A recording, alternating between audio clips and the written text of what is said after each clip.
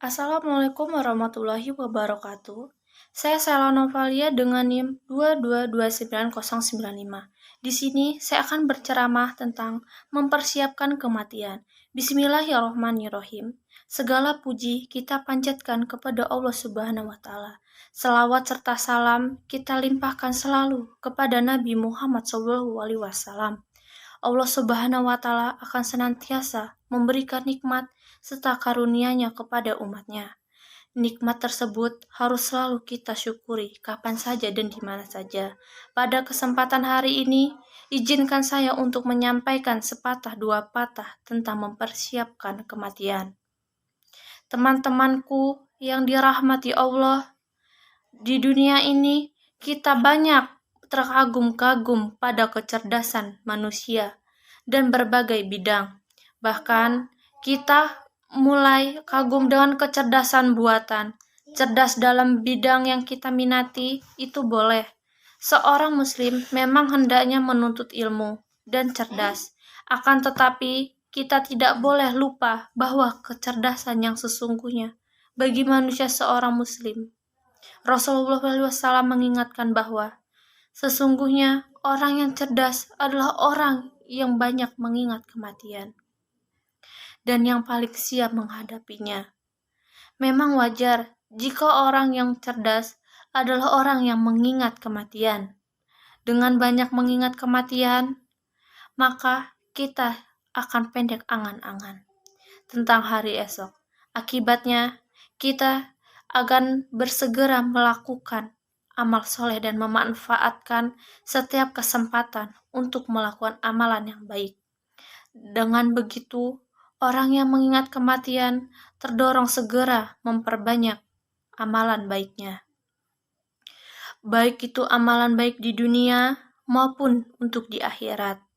Dalam Al-Quran telah dijelaskan dalam surat Ali Imran ayat 185. Dalam ayat tersebut sudah jelas bila mana kematian pasti akan menghampiri setiap manusia yang hidup di dunia. Mengenai waktunya, tidak ada satupun manusia yang mengetahui kapan ajalnya mulai menjemput. Ingatlah saudara-saudaraku, kehidupan di dunia ini hanyalah sementara. Dan Nabi Muhammad SAW bahkan pernah bersabda dalam hadis riwayat Utsman bin Affan yang dinukilkan Imam At-Tirmizi, sesungguhnya alam kubur adalah tempat akhirat pertama. Apabila seseorang selamat darinya, maka setelahnya akan lebih mudah bagi dia. Namun, apabila ia tidak selamat darinya, maka setelahnya akan lebih sulit bagi dia. Nabi berkata lagi, "Aku tidak melihat suatu pemandangan yang mengerikan, melainkan pemandangan di alam kubur." Dari hadis ini, tergambarlah betapa ngerinya alam kubur, terlebih jika siksa kubur telah menanti sebagai hukuman dari Allah Subhanahu wa taala bagi manusia yang suka melanggar aturan Allah pada waktu masih hidup, yang seringkali dilupakan, bahkan diremehkan. Di lain sisi, nikmat kubur juga tersedia sebagai balasan terbaik dari Allah Subhanahu wa taala bagi seorang mukmin yang meninggal dunia. Maka dari itu, mulailah kita untuk memupuk kebaikan dan amalan untuk bekal di akhirat kelak. Itu karena tidak ada yang bisa menolong diri kita sendiri selain amal perbuatan baik kita. Allah Subhanahu wa taala telah mempersiapkan surga bagi orang-orang yang selalu berbuat baik. Namun, Allah Subhanahu wa taala akan memberikan neraka bagi manusia yang lalai dalam kehidupannya di dunia.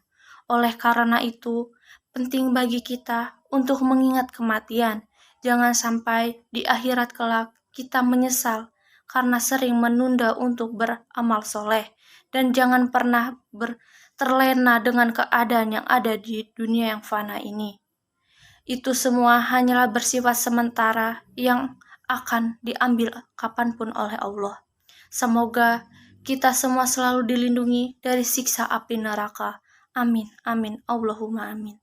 Cukup sekian, mudah-mudahan ceramah ini dapat menjadi bahan renungan untuk kita semua. Saya akhiri, Wassalamualaikum warahmatullahi wabarakatuh.